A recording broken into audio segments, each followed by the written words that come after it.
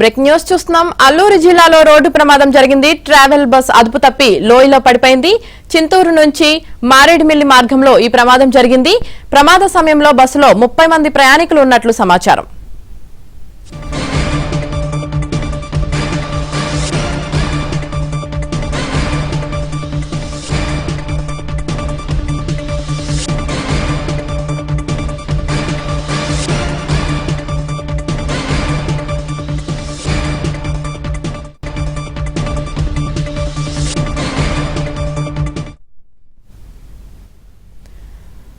అల్లూరు జిల్లాలో రోడ్డు ప్రమాదం జరిగింది.